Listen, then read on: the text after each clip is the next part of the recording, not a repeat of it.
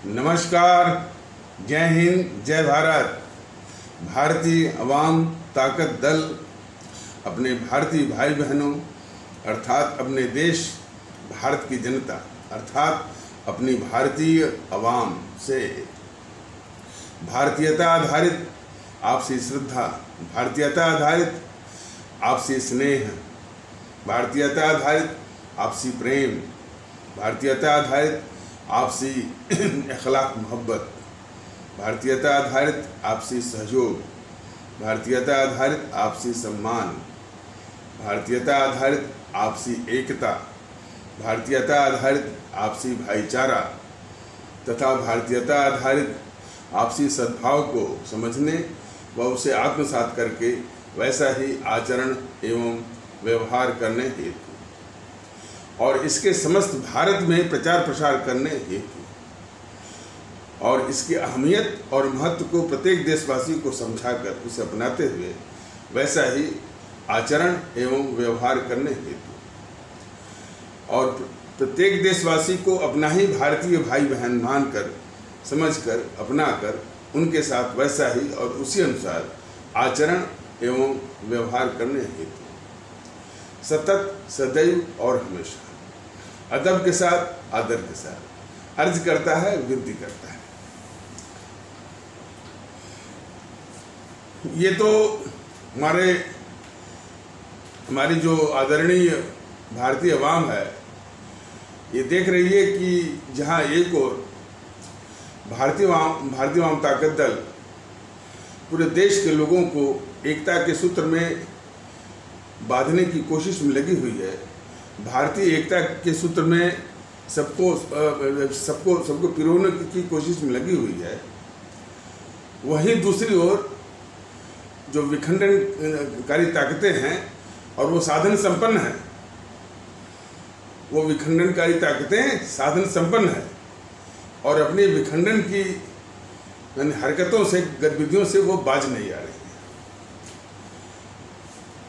तो इसीलिए तो भारतीय अवाम ताकत दल अपने आदरणीय भारतीय अवाम से ये लगातार अर्ज कर रहा है, विनती कर रहा है कि बगैर आपकी सजा दिए हुए ये विखंडनकारी ताकतें जो कि राजनीतिक दलों के वेश में हैं, ये अपनी हरकत से बाज नहीं आएंगी। इनका इलाज सिर्फ आपके हाथों में है।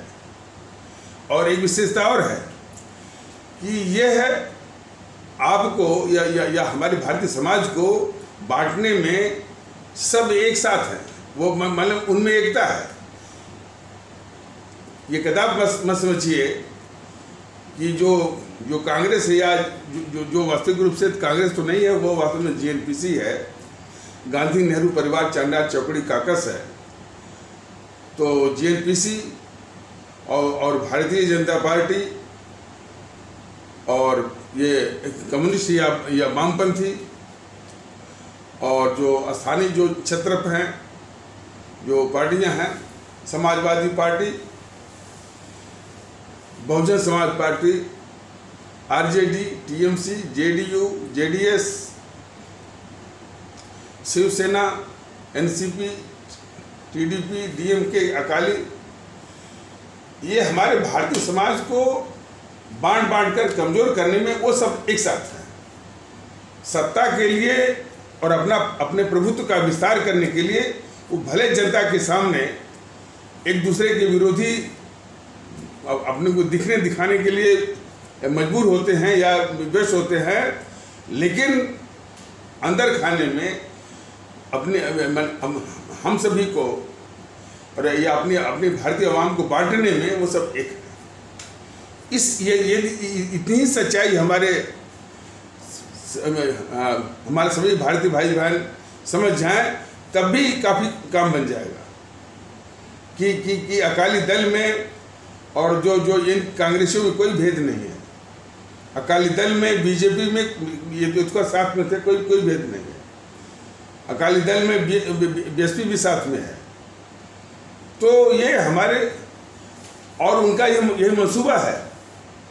उनको पता है कि इस देश के संविधान के अनुसार, इस देश के कानून के अनुसार हमारी जनता ही जो है सर्वशक्तिमान है।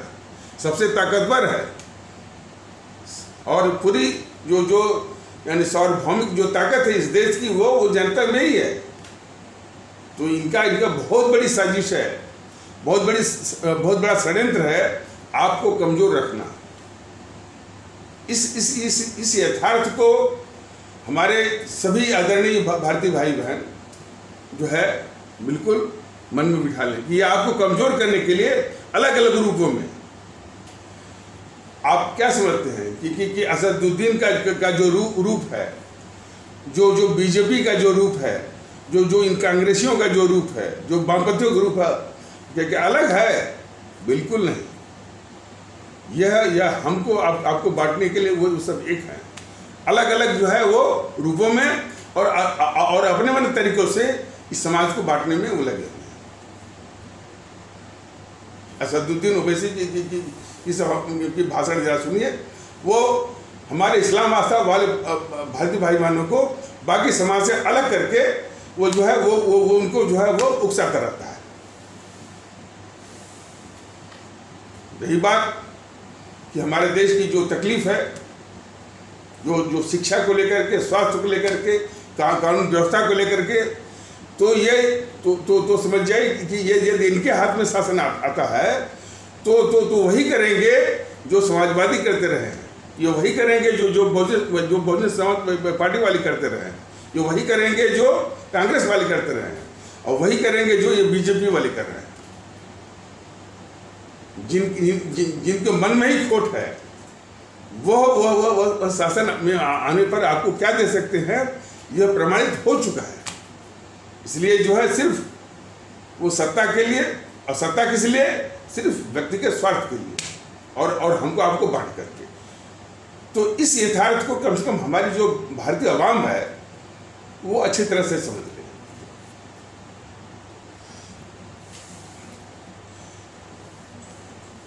एक तो ये वो यथार्थ है, और इस यथार्थ को हमारे जो भारतीय आवाम मैंने उसकी ओर इसका ध्यान न जाए, ये तमाम जो है गंदगी भरे आलतू फालतू मुद्दों में हमारे देश की मानसिकता को उलझाए रहते हैं। अखबार जैसे मीडिया है, अखबार है, फिर आपके ये टेलीविज़न है, इसमें जिस तरह की बातें इसमें ठूसी जाती हैं। कोई भी घटना होती है तो घटना होते ही वो हिंदू मुस्लिम के दृष्टिकोण से जो वो अपराधी को भी अपीड़ित को भी देख करके वो उसको निपटाने की कोशिश होती है, या उसके पक्ष विपक्ष में बातें होती हैं। कदाप नहीं होता है कि अपराधी होता है और अपराधी को किसी पंथ से जोड़ करके उसको बचाना जो है या उसके पक्ष में बोलना जो है वो सबसे बड़ा अपराध है, और जो पीड़ित है वो हमारा भारतीय भाई बहन है। इस दृष्टिकोण का पूर्णतः अभाव होता है। तो इसी तरह की मान लीजिए वो चूड़ी वाले को पीट दिया गया, मॉब लिंचिंग हुई, जो भी हुआ, ये शुद्धता जो है वो कानून वो शुद्धता जो है ये कानून व्यवस्था का प्रश्न है। राज्य सरकार या राज्य सरकार की जो मशीनरी है, जो उसका तंत्र है, उसकी विफलता है। अब वो घटना होने के बाद फिर वो अपराधी हिंदू है कि मुसलमान है, तो उसी दृष्टिकोण से, उसी नज़रिए से एक पक्ष उसको बचाएगा और एक पक्ष जो है उसमें अपना चुनावी फायदा के लिए उसको फेरेगा, उसको घुमाएगा। और जो पीड़ित है उसमें भी इसी दृष्टिकोण से वो हिंदू कि मुस्लिम है, उसी अनुसार उसके प्रति जो है माने जो कुछ भी संवेदना व्यक्त करनी है या उसके प्रति जो है वो संवेदनहीन रहना है, उसी अनुसार जो है वो ये सब करते हैं। तो इसी तरह की मानसिकता में वो उलझाए रहते हैं। कुछ उसके नमूने आपको बताए जा रहे हैं। इसी से आपको अंदाज हो जाएगा कि असल मुद्दों से की ओर हमारा आपकी मानसिकता न जाए, ये पूरे जो राजनीतिक दल हैं किस तरह से ये भटकाते रहते हैं, उसका एक अंदाज आपको हो जाएगा। अब जैसे राहुल गांधी है, राहुल गांधी दिन रात भारत के ही खिलाफ जो है वो इसके वक्तव्य आते रहते हैं। ये एक वक्तव्य क्या है कि चीन की सेना घुस गई, चीन ने लद्दाख को ले लिया। यह उसको भी मालूम है और देश उसको बताता भी नहीं है, बीजेपी वाले बताते नहीं है, मोदी सरकार बताती नहीं है कि जहां पर घुसने की बात की और उसका इशारा रहता है। या टाइम्स ऑफ इंडिया भी एक गद्दार किस्म का मीडिया है। भारतीय जनता दल बिल्कुल बेबाकी से जहां भी देश का सवाल होगा, देश के साथ गद्दारी होगी, चाहे वो मीडिया होगा, चाहे टाइम्स ऑफ इंडिया होंगे, चाहे कोई भी होगा, उसको बताएगा।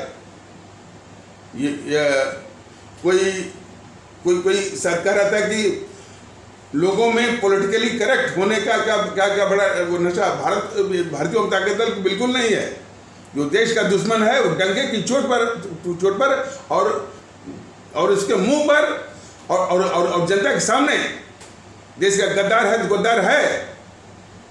अब राहुल को गद्दार कहने में इतनी बड़ी जो है ये भारतीय जनता पार्टी कहती है कि हम विश्व के सबसे बड़ी राजनीतिक पार्टी है, 12 करोड़ हमारे कार्यकर्ता हैं। उसका जरा भी नैतिक साहस नहीं होता है कि इस गद्दार राहुल गांधी को गद्दार कर सके। उसका जरा भी नैतिक साहस नहीं होता है कि इस गद्दार नेहरू को गद्दार बोल सके। उसका नैतिक साहस नहीं होता है कि जिसने देश को बंटवाया जो है मोहनदास करमचंद गांधी, उसको वो गद्दार बोल सके। इसलिए कि नैतिक बल नहीं।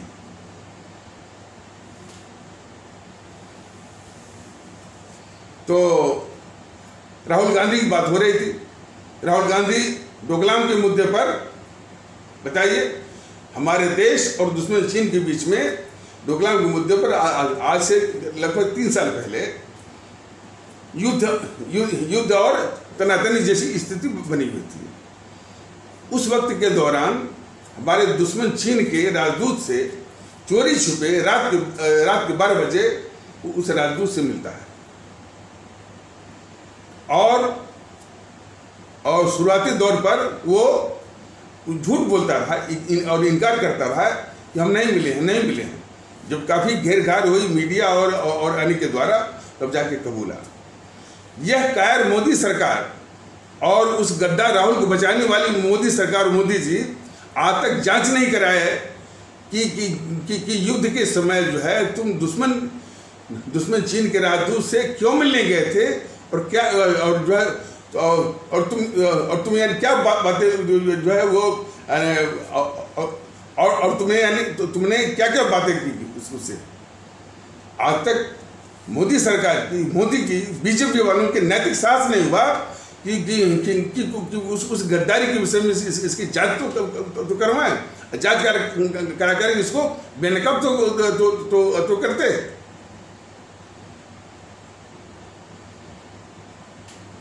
और भी इसकी गतिविधियां, जब हमारी सेना सर्जिकल स्ट्राइक क्या थी कि हमारे जो पाकिस्तान की सीमा के पास पाकिस्तानी क्षेत्र में जो आतंकवादियों के शिविर कैंप लगे थे, ट्रेनिंग कैंप लगे थे, उनको नष्ट करने के लिए हमारी भारतीय सेना ने एक गुप्त रूप से सर्जिकल स्ट्राइक का कार्यक्रम किया था और सफलतापूर्वक हुआ था। ये गद्दार राहुल गांधी हमारी अपनी सेना के शौर्य और पराक्रम और मनोबल को नीचा दिखाने के लिए सबूत मांग रहा था। वो सबूत मांगने का एक ढोंग कर रहा था। सिर्फ यानी जो शौर्य पराक्रम, बहादुरी और कौशल दिखाया था हमारी सेना को, उसको नीचा दिखाने के लिए। ये इस कदर का गद्दार है ये राहुल गांधी। उसी प्रकार हमारी वायुसेना जब पाकिस्तान के अंदर बहुत घुस करके बालाकोट में स्ट्राइक किया, तब फिर ये गद्दार राहुल गांधी फिर सबूत मांगता है। फिर सबूत मांग करके हमारे वायुसेना या वायुसेना हमारी या भारतीय फौज के शौर्य, पराक्रम, बहादुरी, कौशल या मनोबल को नीचा दिखाने का ये उससे प्रयास करता है गद्दार राहुल गांधी जो है।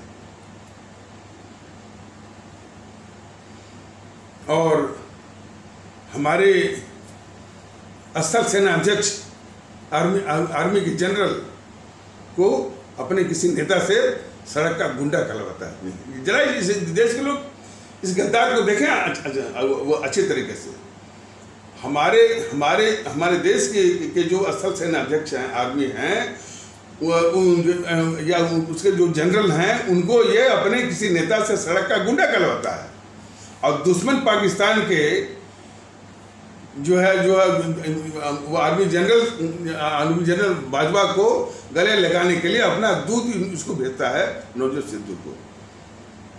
देश के लोग ही बताएं, हमारे आदरणीय भारतीय अवाम भी देखे कि इससे बढ़ के कौन गद्दार होगा। हमारे जो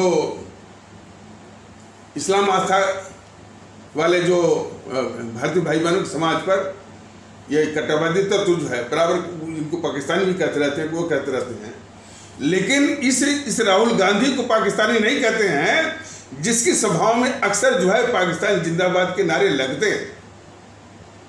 एक कट्टरवादी तत्व जो है जो कि हमारे इस्लाम आस्था वाले भारतीय भाई बहनों के पूरे समाज को कहते रहते हैं, कभी पाकिस्तानी कहेंगे, कभी वो कहेंगे। वही कट्टरवादी तत्व जो है इस गद्दार राहुल गांधी को पाकिस्तानी नहीं कहते हैं, जिसकी सभा में अक्सर देखने को मिलता है वो पाकिस्तान जिंदाबाद के नारे लगते हैं। और वही कट्टरवादी तत्व जो है इन समाजवादी पार्टी के लोगों में, खास करके अखिलेश की पार्टियों में कभी कभी जो है पाकिस्तान जिंदाबाद के नारे लगते हैं। वही कट्टरवादी तत्व जो है इस अखिलेश को, राहुल को पाकिस्तानी नहीं कहते हैं, हमारे इस्लाम आस्था वाले भारतीय भाई बहनों को पाकिस्तानी कहते हैं। इस मानसिकता को बड़े गौर से, बड़े ध्यान से जो है वो पढ़ने की आवश्यकता है। तो उस गद्दार राहुल गांधी को बचाने की जरा साजिश तो देखिए इस बीजेपी वालों के द्वारा। तो बीजेपी वाले जो है जब इसके प्रवक्ता आते हैं तो कहते हैं कि अरे भाई वो 51 वर्ष का वो बच्चा है, उसको वो जो है उसको राजनीतिक समझ नहीं है, हैं वो हमेशा वो विरोधी करता रहता है गद्दार को। और अपने यूट्यूब की एक सेना लगा रखी है इस बीजेपी, इसकी गद्दारी तो देखिए बीजेपी के देश के खिलाफ अपने यूट्यूब पर जो है एक सेना लगा रखी है, जो कि इस गद्दार राहुल गांधी को सिर्फ पप्पू के रूप में, मजाक के रूप में आप आनंद उठाइए, इसकी साजिश वो सब करते रहते हैं। आपकी मानसिकता को किधर घुमाते हैं, इस साजिश को बहुत गौर से मैंने पढ़ने की और समझने की आवश्यकता है। इस बीजेपी की देखिए, तो बीजेपी इस मामले में जो देश के गद्दारों को बचाए वो इस देश का सबसे बड़ा गद्दार है। और वो वही गद्दारी कर रही बीजेपी इस राहुल गांधी को बचाने की, पप्पू बोल करके। और यही नहीं, समाजवादी पार्टी का शासन हमारे समाज के लिए कितना घातक है यह हमारे उत्तर प्रदेश के लोगों ने देखा है। समाजवादी पार्टी का शासन मतलब माफिया राज, गुंडों का राज, उगाही का राज, एक्सटॉर्शन का राज, दादाओं का राज। किसी की भी संपत्ति पसंद आ गई बस उसको हथियार लेना। तमाम इसके मतलब वाकयात हैं इसके। पिछले कई एपिसोडों में बताया गया है कि लखीमपुर खीरी में कोई भी पूछ सकता है, इस्लाम आस्था की दो बच्चियां स्कूल जाने वाली, समाजवादी गुंडों से तंग आकर के वो स्कूल जाने वाली इस्लाम आस्था वाले भारतीय भाई बहनों के समाज की वो दोनों बच्चियां आत्महत्या करने के लिए मजबूर हुई समाजवादी गुंडों के कारण। इसको नहीं कहते हैं ये बीजेपी वाले, यानी कितनी तकलीफें हैं उनसे, वो भी समाजवाद का स्टिकर वो लगा करके। बीजेपी वाले क्या कहते हैं? टोटी चोर। टोटी चोर पर लोग जो है इसको समझेंगे। भारतीय जनता दल बताना चाहता है कि इन इतने खतरनाक अपने मुल्क के लिए जो इतनी खतरनाक ताकतों के उनका जो खतरनाकपन है, उधर से ध्यान हटाने के लिए ये बीजेपी जो है इस तरह से वो षड्यंत्र करती है कि इतनी खतरनाक ये पार्टी है, जैसे समाजवादी पार्टी, उसका शासन भी लोगों ने देखा है। अरे मुख्तार अंसारी को ही वो ले लीजिए। मुख्तार अंसारी को तो मैंने उसको बंद करके उसको बंद करके योगी जी ने जो वो बहुत तमगा लूटा। लेकिन मुख्तार अंसारी जब जो है वो मुख्तार अंसारी कैसे बना और किस तरह से वो उत्तर प्रदेश का शासन वो था चलाता, और उसको किसका संरक्षण मिला हुआ था, इसको टच करने की और उस पर कार्रवाई करने की जरा भी नैतिक साहस या मंशा जो है योगी आदित्यनाथ की नहीं दिखी।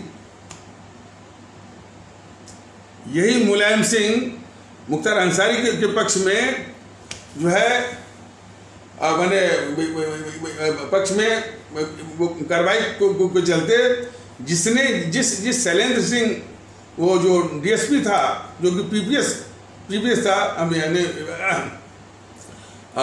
प्रोविंशियल पुलिस सर्विस, मतलब कि यूपी पीसीएस क्वालिफाइड था, उसको इस्तीफा देने के लिए मजबूर किया मुलायम सिंह ने। तो किस तरह से इन मुख्तार अंसारी हुए जो भी हुए,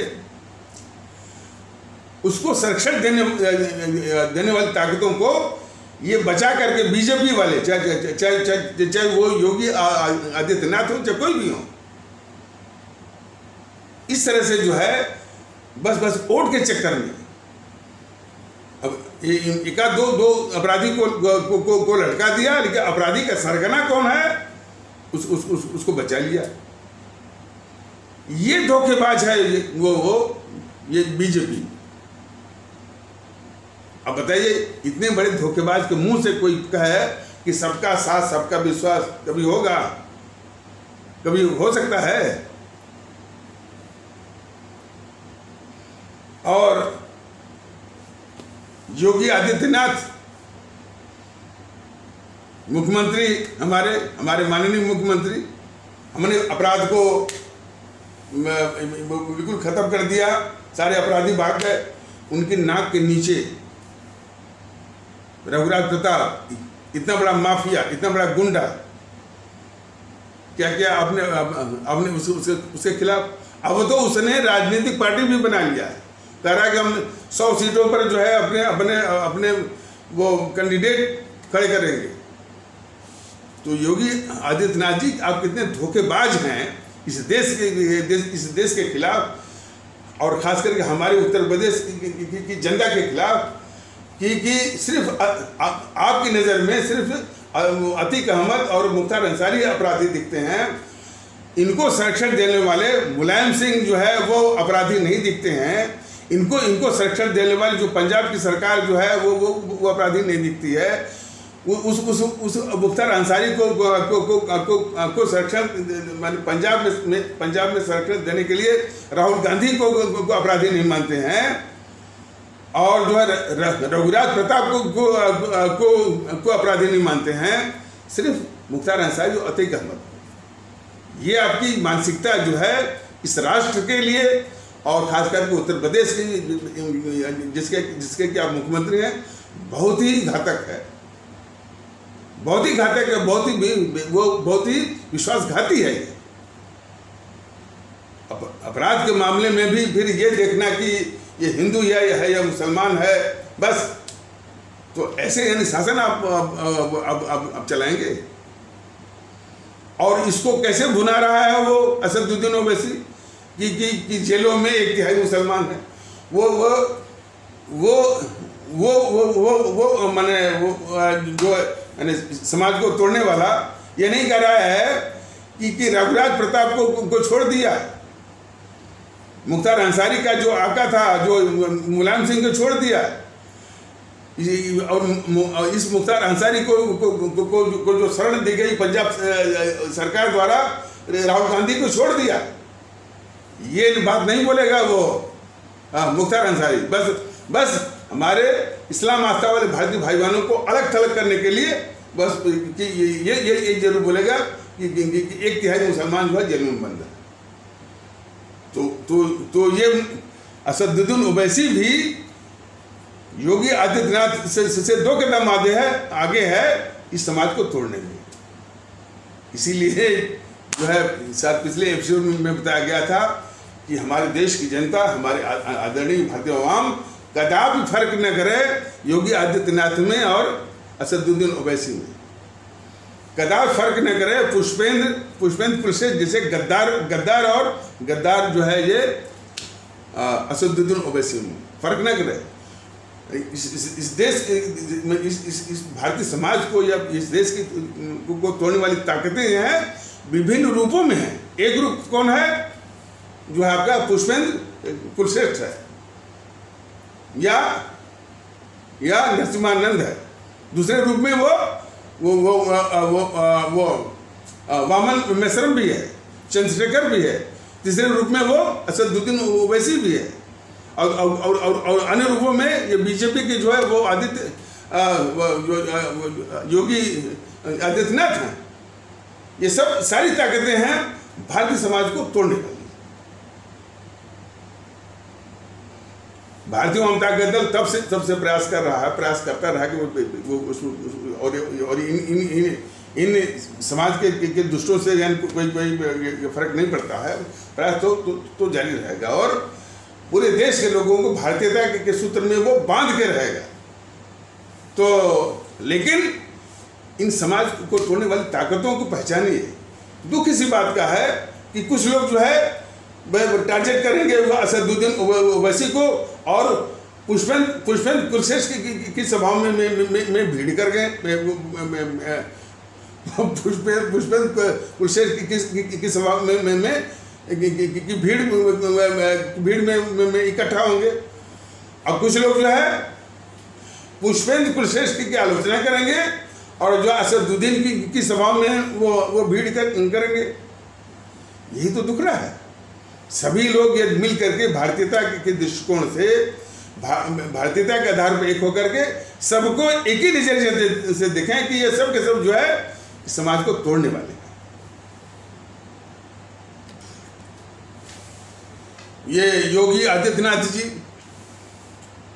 किस मानसिकता को प्रदर्शित करते हैं। मुलायम सिंह को इन्होंने अखिलेश का वो अब्बा जान बोल दिया। अब उनके मतलब कि बिल्कुल साफ है कि यदि किसी को यदि उर्दू के शब्द से या मुस्लिम शब्द से, हालांकि योगी आदित्यनाथ महोदय आपकी अकल पर तरस आता है, बहुत तरस आता है। ये उर्दू जबान सिर्फ किसी हमारे भारतीय समाज के तबके की नहीं है। उर्दू जुबान हमारे देश की जुबान है। आप भूल रहे हैं योगी आदित्यनाथ, आपके दादा परदादा और हमारे भी दादा परदादा बाप वो उर्दू ही बोलते थे। तो उर्दू जो है हमारे हिंदी के समान एक सामान्य जुबान है, भाषा है। और इतनी भी आप समझ नहीं है। तो आपने ये सोचा कि यदि हम अब्बा जान कह देंगे तो कुछ नफरत फैलेगी, कुछ इस तरह से। तो अरे हमको भी बोलिए ना कि हम भी किसी के अब्बा जान है, हमारे भी अब्बा जान है। फर्क वो क्या पड़ता है। लेकिन जरा मानसिकता जरा पढ़िए कि इस मानसिकता में किस तरह से उलझाते हैं। योगी आदित्यनाथ से जो सवाल पूछे जा रहे हैं कि आपने अब्बा जान क्यों कहा, बताइए। अब्बा जान क्या कोई गाली है क्या? उर्दू भाषा कोई गाली है क्या?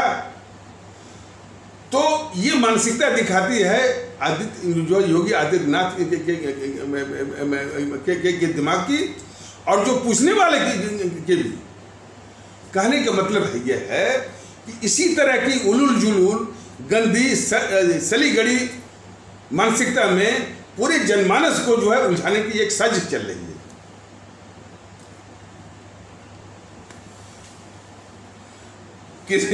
किसी एपिसोड में बताया गया था, एक बार हमसे इसी तरह से योगी आदित्यनाथ की मानसिकता वाला ही कट्टरवादी सवाल हमसे किया कि आपकी जो पार्टी का जो नाम है भारतीय जनता दल, ये मुसलमानों की पार्टी है क्या?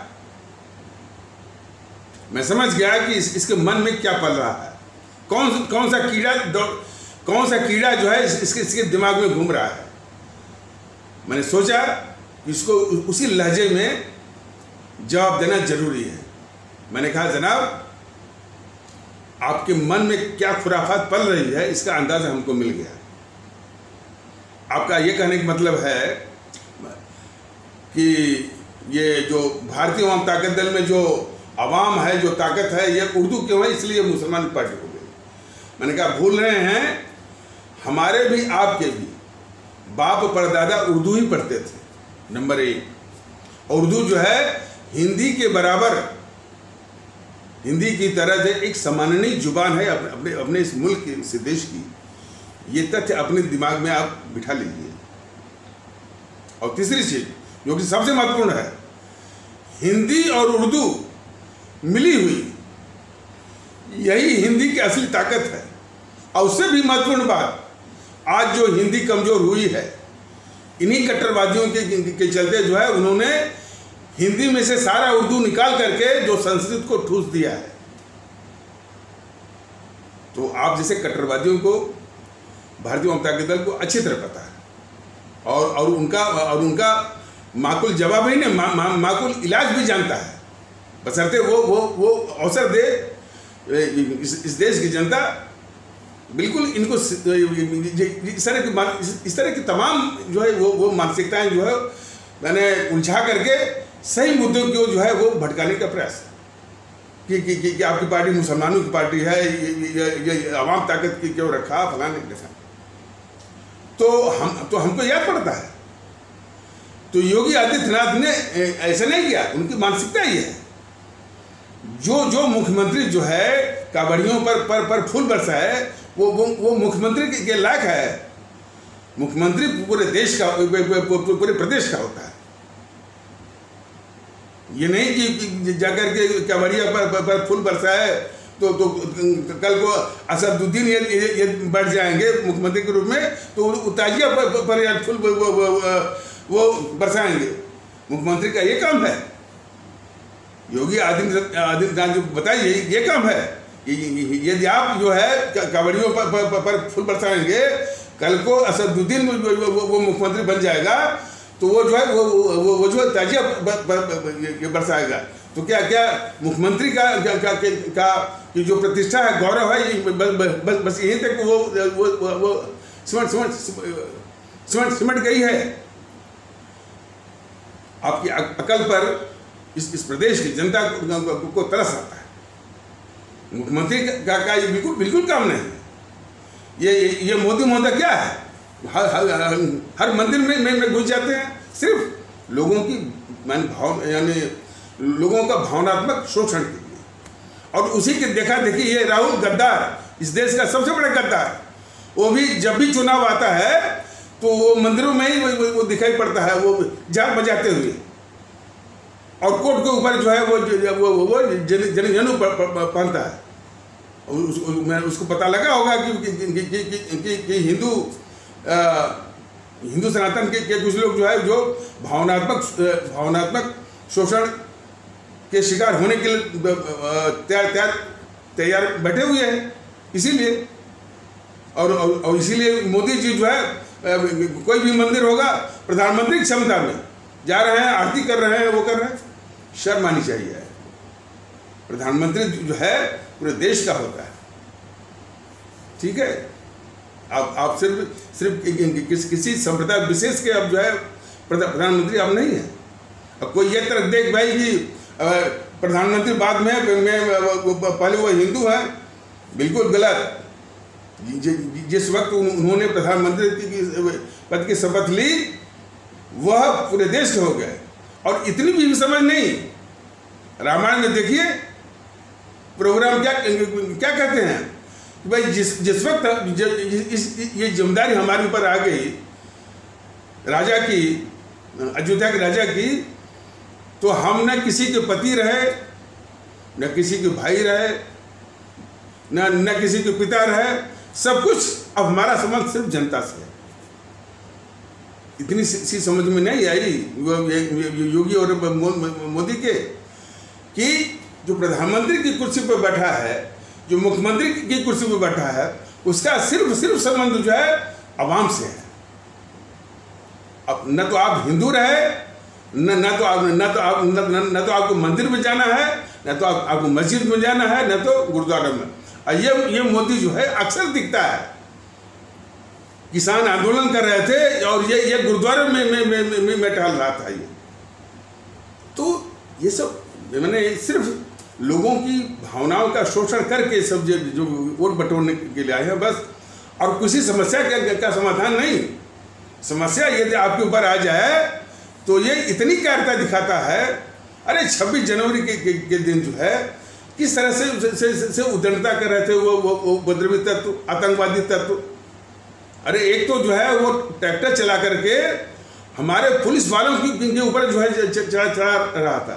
इतनी उद्दंडता इस कायर मोदी के शासन में देखिए ना। 5 से हमारे पुलिस वाले घायल हो गए। इस किसान आंदोलन में कौन कौन भारत विरोधी ताकतें शामिल नहीं हुई, अंतर्राष्ट्रीय, वहां से कनाडा के से जो है खालिस्तानी आके, खालिस्तानी कौन वो पन्नू मन्नू और तमाम अंतर्राष्ट्रीय वो ग्रेटा थनबर्ग, मियाँ खलीफा, तमाम वो पैदा हो गए किसान आंदोलन के नाम पर। और आज भी आकर जो टीवी पर बहस करते हैं कि हमको आतंकवादी कहते हैं, आतंकवादी तो है ही। अरे ये केजरीवाल जो है वो खालिस्तानी आतंकवादियों के घर में गया था ये। अब खैर केजरीवाल बहुत बड़ा इस देश का सबसे बड़ा दुश्मन गद्दार है भी। अब तो इस देश की जनता को फैसला करना है कि भाई जैसे कि दिल्ली का जो चुनाव हुआ 2000 शायद मतलब कि 20 में अभी वो चुनाव हुआ था ना, 18 या 19 में जब भी हो, हाँ वो 20 में, हाँ 20 में, तो लोगों ने देखा था कि ये केजरीवाल भारत तेरे टुकड़े होंगे और भारत की बर्बादी तक जंग जारी रहेगी, उसके समर्थन। ऐसे लोगों को दिल्ली वाले जो है वो पता नहीं मुफ्त बिजली, मुफ्त पानी पर वो अपनी मानसिकता को बेच दिया, अपने ईमान को बेच दिया। बहुत शर्म की बात, बहुत ही शर्म की बात। और वही चीज कि हमारे देश के लोग मुफ्तखोरी के इतने आदती हो गए हैं कि अपना विवेक, अपना ईमान, अपना विचार बिल्कुल गिरवी रख सकते हैं। यूपी में भी शुरू कर दिया इस गद्दार केजरीवाल ने, पंजाब में भी कर रहा है। तो ये सब जो है हमको आपको मानसिकता बदलनी पड़ेगी। और ये देश के बहुत खतरनाक दुश्मन हैं केजरीवाल जो भी हों। यह जो है वो पहचानना वो पड़ेगा। पिछले एपिसोड में बताया गया था कि अजीत डोभाल जो कि हमारे देश के राष्ट्रीय सुरक्षा सलाहकार हैं या नेशनल सिक्योरिटी एडवाइजर हैं, तो उनका एक यूट्यूब पर भाषण मैंने सुना। भाषण तो बहुत ही यानी मार्मिक था, लेकिन उनका भी नैतिक साथ, हालांकि भाई वो तो अधिकारी हैं, ज़्यादा उनसे हम उम्मीद भी नहीं कर सकते, लेकिन थोड़ा सा अपेक्षा जरूर है उनसे। वो बात तो बड़ी उम्दा उन्होंने कही कि जितने भी युद्ध भारत ने वो माने वो लड़ा है, तो हमको कोई जीत नहीं पाया, हम अपनों से हारे हैं। बात तो सही है, हम आज अपनों से ही हार रहे हैं और इनको फिर भी अपना जो है वो समझ रहे हैं। कई उदाहरण, इसको बहुत गौर से समझने की जरूरत है। प्लासी का युद्ध की से सीख नहीं ली गई। प्लासी का युद्ध जो था ये बहुत कुछ सिखाने वाला है। हालांकि इसको और लोग कहते हैं कि भाई कि अंग्रेज जब आए थे तो महज जो है वो 3-4 लोगों को ले आए थे, लेकिन यहीं के लोगों को अपनी सेना बनाया और उसी सेना से, उसी पुलिस से सारा कब्जा किया और जो अत्याचार भी किया। अत्याचार वो करने वाले कोई अंग्रेज नहीं थे, इन्हीं भारतीयों से वो करवाते थे। तो ये भी एक जो है वो एक कड़वा सत्य है। तो प्लासी का युद्ध जो है बहुत कुछ सिखाने वाला है। उसमें जो ईस्ट इंडिया कंपनी की ओर से, ईस्ट इंडिया कंपनी की ओर से था वो क्लाइव था, क्लाइव। तो अपने जो उसके आका बैठे थे, इंग्लैंड में बैठे थे, तो वहाँ उनसे कहा कि प्लासी का युद्ध जो है बहुत ही इसको हर हालत में जीतना है और यहीं से जो है भारत में यानी पैर जमाने का मौका मिलेगा, तो कुछ हमको सेना उन्हें भेजिए। वहाँ के लोगों ने कहा कि भाई अरे इतनी दूर से यानी कौन सेना जाएगी, आप वहीं कुछ वो इंतजाम देखिए। तो उस क्लाइव ने पंजाब के या बंगाल के नवाब सिराजुद्दौला का जो सेनापति था मिर्जाफर, उसी को मिला लिया, उसी को लालच दिया कि ये तुम साथ दोगे और ये जो इनको जो तुम्हारे नवाब हैं सिराजुद्दौला, ये जो उनको हरा दिया जाता है तो तुम्ही को नवाब बनाया जाएगा। अब देखिए लालच किसे, हमारे इस देश के गद्दारों से। नवाब सिराजुद्दौला के दिमाग में नहीं आया कि भाई ये जो है विदेशी है और अपने हमारे ही वो नवाब के खिलाफ जो है ये हमको खरीद रहा है अपने ही देश के खिलाफ। तो उसके दिमाग में ये बात नहीं है। हालांकि बाद में कुछ ही दिनों तक वो अंग्रेज जब उसको परास्त कर दिए थे और हरा दिए थे, नवाब सिराजुद्दौला को, और फिर इसके बाद जो है उसको हटा करके इसको नवाब बनाए थे, मिर्जाफर को नवाब बनाया था, लेकिन कुछ ही दिनों तक नवाब रखे, इसके बाद उसको भी हटा दिया। तो वो जो है मिर्जाफर जो है ये नहीं सोचा कि भाई ये हमारे दुश्मन है, ये मिल गया। तो नवाब सिराजुद्दौला की 18,000 सेना थी और क्लाइव के पास हमारे जो 300 थे। तो वो मिर्जाफर ने पूछा था इससे क्लाइव से कि इसके लिए हमको क्या करना होगा, क्या आपको कुछ नहीं करना होगा। आप जो है जो सेना है नवाब सिराजुद्दौला की 18,000, उसको जो है हमारी सेना के आगे जो है आत्मसमर्पण, सरेंडर करवा दीजिए। तो यही किया उसने। नवाब सिराजुद्दौला की 18,000 सेना का इस गद्दार मिर्जाफर ने वो क्लाइव या ईस्ट इंडिया कंपनी के महज 300 सैनिकों के आगे आत्मसमर्पण या सरेंडर करवा दिया।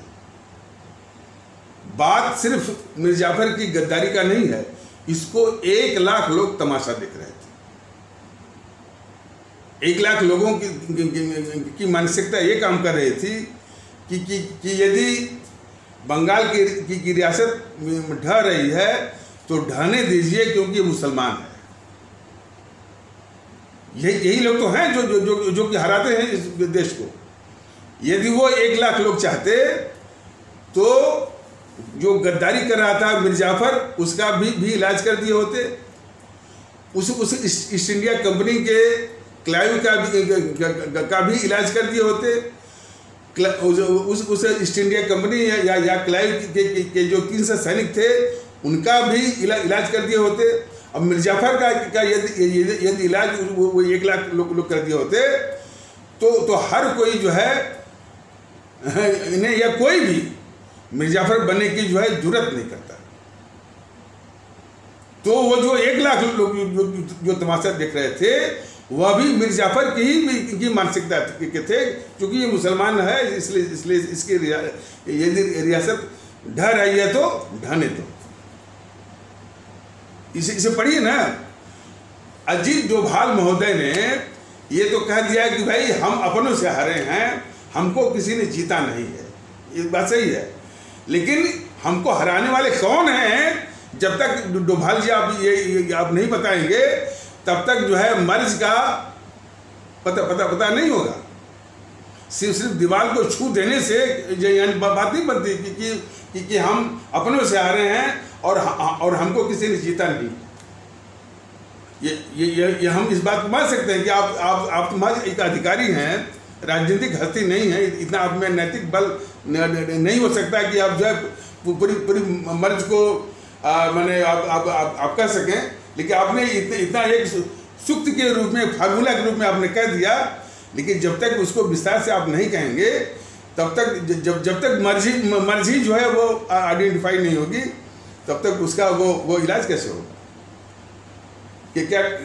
और डोभाल जी तो मैंने अधिकारी है ना, लेकिन भारतीय जनता दल तो सरेआम कर रहा है। एक परिवार रानी लक्ष्मीबाई को धोखे से बुला करके अपने घर बुलाया और फिर अंग्रेज की सेना बुलाकर उसको पकड़वाया। वो सिंधिया परिवार आज उसका राजनीति में सिक्का जमा हुआ। वो गद्दार परिवार जो है, जो सिंधिया का, सरेआम मैं कह रहा हूँ।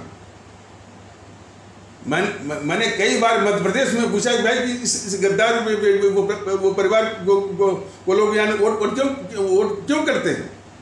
अरे साहब, वो राजशाही, ये जब तक मानसिकता रहे कि जो वो भले वो इस देश के साथ गद्दारी करे, वो राजशाही परिवार का है, तो यही लोग तो हैं अपने देश को हराने वाले।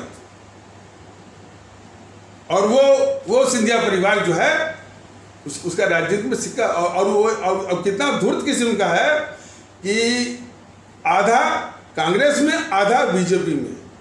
और जब वो कांग्रेस कमजोर होगी तो पूरा सब चले आए बीजेपी में। यह हालत है। और इसी प्रकार भगत सिंह को जो फांसी हुई, जिसकी गवाही से शोभा सिंह करके था, माने वो लेडीज नहीं था, पुरुष था शोभा सिंह की गवाही से ये फांसी हुई थी हमारे शहीद आजम भगत सिंह।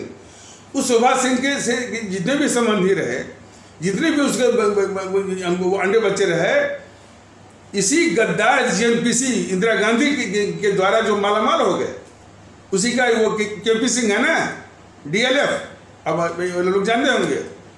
डीएलएफ जो है वो रियल एस्टेट का इतना बड़ा मैग्नेट, इतना बड़ा मालिक, वो जो है शोभा सिंह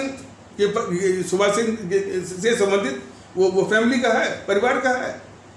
और इसी गद्दार जेएनपीसी के गद्दार इंदिरा गांधी के द्वारा, और उसी का जो है वो था खुशवंत सिंह, जो कि इलस्ट्रेटेड वीकली का वो संपादक था। और इतना वो मैंने वो जो है सत्ता के गलियारों में, पावर सेंटर में वो बिल्कुल मैंने बहुत करीबी था इसका, गद्दार इंदिरा गांधी का।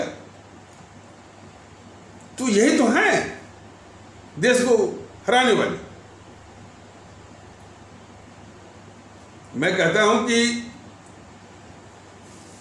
जो सेना हमारी जो है वो पराक्रम तो करती है, हमारे देश के अंदर तमाम दुश्मन पड़े हुए हैं।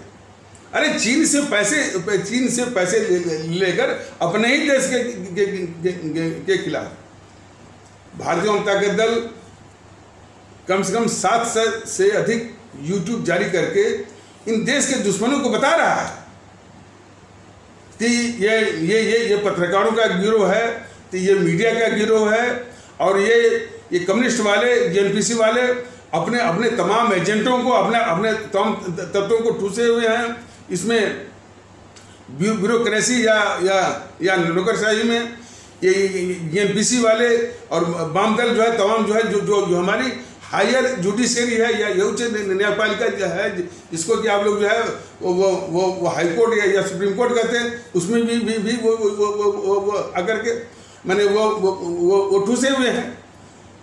कॉलेजियम सिस्टम के द्वारा उन्हीं जेएनपीसी के, उन्हीं वामदलों के अंडे बच्चे ये जो है वो भर्ती होते हैं और आगे जो है वो उनका वो तांता लगा हुआ है। ऐसी स्थिति को देख करके ये जो है हमारे देश, मैंने ये चीन समर्थक और चीन की मानसिकता वाले कितना बड़ा कैंसर जो है वो हमारी व्यवस्था में वो फैला हुआ है। ये जो है इस देश को हराने वाले। अभी जो आसाम में जो घटना हुई है कि कोई सरकारी जमीन पर जो है वो बांग्लादेशी कब्जा किए थे, उनको बेदखल करने वाली बात। एक छोटी सी घटना को लेकर के जो है इतना उसको जो है उसको इंटरनेशनलाइज किया गया कि अरब के देशों में एक अभियान चल पड़ा कि भारत के सामान का बहिष्कार करिए। यही तो है, इसकी जड़ में कौन है? किसने पाकिस्तान बनवाया? किसने जो है वो किसने पाकिस्तान बनवाया? और फिर इसके बाद पाकिस्तान के बाद जो है वो बांग्लादेश, और बांग्लादेश भारत में मिलने चाह रहा था। किसने जो है वो बांग्लादेश जो है कि भारत में मिलना चाह रहा था? किस गद्दार ने नहीं वो मिलने दिया?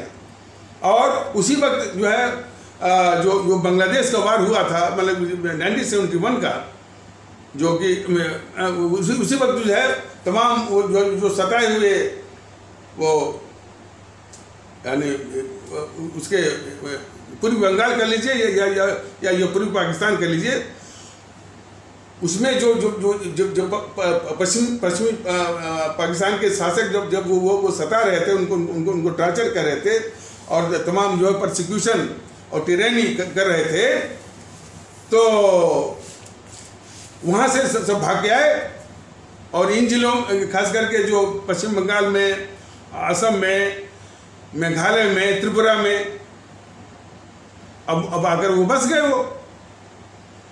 तो इससे थोड़ा अंदाज करें कि एक छोटी सी आबादी को डिस्प्लेस करने में जब इतना बड़ा खतरा है, 5 करोड़ लोगों को जब आप विस्थापित करेंगे, क्या सही है क्या गलत है वो पीछे यानी रह जाता है। इसमें सिर्फ एक मानवीय जो है वो इश्यू सबसे बड़ा आगा कि भाई इतने लोगों को आप क्यों भेज रहे हैं, कहाँ भेज रहे हैं?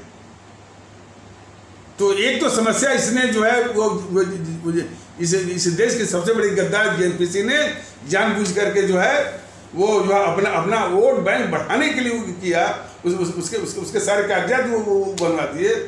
दूसरी खुराफात ये बीजेपी कर रही है कि इतने लोगों को वापस, ये बीजेपी के दिमाग में नहीं आ रहा है कि कुछ हम ऐसा करें कि पाकिस्तान भी, बांग्लादेश भी वो अखंड भारत का हिस्सा बन जाए। इसमें बस सावधानी बस एक ही बरतनी है कि चाहे वो बांग्लादेश के घुसपैठी हों, चाहे वो रोहिंग्या के घुसपैठी हों, जो कोई भी हो, यदि वो आतंकवादी वो घटना से संबंधित पाए जाते हैं और पांथिक कट्टरवादी यानी इस तरह की हरकतें देखते हैं, उनको उनके देश में न भेज करके सीधे उनको हिंद महासागर में नष्ट में नाबूद कर देना है, ऐसे वो तत्वों को। लेकिन बाकी को अब जो है और ये भारतीय आवाम ताकत दल का ये विश्वास है कि अखंड भारत की ओर जो है आगे बढ़िए, और इसमें मौका भी है। चीन भी कमज़ोर हो रहा है और जो है वो पाकिस्तान पर वो दबाव डालिए, जो है इस पर भी दबाव डालिए। लेकिन शायद ये मनसा, ये अकल जो है वो बीजेपी के पास नहीं है। वो तो सिर्फ भुनाना जानती है वोट को। तो खैर मैंने कुछ इसकी रूपरेखा जो है भारतीय कुछ इसकी रूपरेखा भारतीय आवाम ताकत दल ने बता दी है कि अखंड भारत की ओर और इसको जो है चेतावनी के रूप में कि महज जो है कुछ आबादी को, जबकि वो सरकारी ज़मीन पर वो काबिज थे आसाम में, उसको हटाने में इतना बड़ा बवाल ये देश झेल रहा है, तो 5 करोड़ लोगों को आप विस्थापित करेंगे तो क्या होगा? देश पूरा वो बिखर जाएगा। इतनी बड़ी अशांति, और देश के दुश्मन यहीं पर बैठे हुए हैं हर रूप में, बौद्धिक भारत मीडिया फलाने ठिकाने, देश को यानी कहीं का नहीं छोड़ेंगे। तो इसके लिए जो भारतीय आवाम ताकत दल की जो सोच है कि वो अखंड भारत के लिए जो है वो प्रयास करेगा। हाँ, चाहे वो रोहिंग्या हो, चाहे बांग्लादेशी हो, जब जो हिंदू या मुसलमान हो, उनको भारतीय बन के रहना होगा। यदि वो भारतीय बनने के लिए तैयार नहीं है और अपनी इस्लामिक कट्टरता दिखाने के लिए आमादा है, तो उनको पहचान करके, उनको पकड़ करके वो जो है भारतीय आवाम ताकत दल जो है उनके देश में वापस ही नहीं करेगा। उनको पकड़ कर सीधे जो है वो उनको हिंद महासागर में फेंक देगा, ताकि वो सीधे जो है ईश्वर या अल्लाह को प्यारे हो जाएंगे। कौन लोग? जो कि आतंकवाद से संबंधित पाए जाएंगे या इस्लामिक कट्टरता दिखाएंगे, ऐसे लोग भारतीय बन के रहें, भारत की सोचें, और खास करके जब वो जनसंख्या नियंत्रण का जब कानून जब लाएगा, जब ये भारतीय आवाम ताकत दल लाएगा, उसका वो बिल्कुल अक्षरशः या शक्ति से पालन करने में सहयोग करेगा। तो किसी से गिला नहीं है कि और किसी को विस्थापित करने की आवश्यकता नहीं है, बशर्ते भारतीय जो भारतीय वातावरण है एकता का और किसी भी पांथिक वो कट्टरता से दूर, उसको लाने की जरूरत है।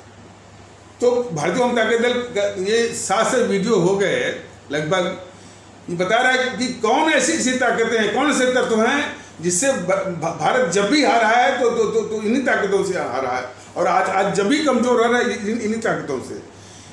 सबसे खतरनाक ताकत है जीएनपीसी, सबसे खतरनाक ताकत है वाम दल, और ये सब जो है इन्हीं से, तो यही तो बता रहा है। और उन्हीं से चिपकने वाले समाजवादी पार्टी के लोग, उन्हीं से चिपकने वाले बहुजन समाज पार्टी के, यही लोग जो है जो भारत को हराने वाले। तो इनसे निजात पाने का वो वक्त आ गया है। हमारे सभी आदरणीय भारतीय भाई बहन भारतीयता के आधार पर एक होकर के ईवीएम मशीन पर इनको नस्ते में नाबूद करें, तभी। और आज भी जो है कुछ लोग जो है वो फैन सीटर, हालांकि इसे यूट्यूब का संदेश जा रहा है, लेकिन आज भी जो है बहुत बड़ा तबका वो सवर्ण कहे जाने वाले हमारे जो आदरणीय भारतीय भाई बहन हैं, यादव कहे जाने वाले जो हमारे आदरणीय भारतीय भाई बहन हैं, हमारे ओबीसी का एक बहुत बड़ा तबका, वो ऐसे हमारे आदरणीय भारतीय भाई बहन हैं, व्यापारिक वर्ग कहे जाने वाले जो हमारे आदरणीय भारतीय भाई बहन हैं, जो हमारे शहरी या शहर में जो रहने वाले जो हमारे आदरणीय भारतीय भाई बहन हैं, बौद्धिक वर्ग कहे जाने वाले जो हमारे आदरणीय भारतीय भाई बहन हैं, इसका तबका भी जो है भारतीय एकता के प्रति आकर्षित नहीं दिख रहा है। यही मानसिकता तो है जिससे ये देश हारता है। तो डोभाल जी सिर्फ सूक्त वाक्य बोलिए, मैंने आपको बता दिया, कभी आप इसको देख लीजिए और अपने आकाओं को बताइए। जो आका आपके मोदी जी हैं ना, ये सारे जो जिन ताकतों से भारत हारता आया है, उन्हीं को ये पाल रहे हैं। ये भी बताइए उनको। तो इन्हीं आवश्यक शब्दों के साथ इस आवश्यक पर चर्चा को यहीं पर विराम दिया जाता है। तब तक के लिए नमस्कार, जय हिंद, जय भारत।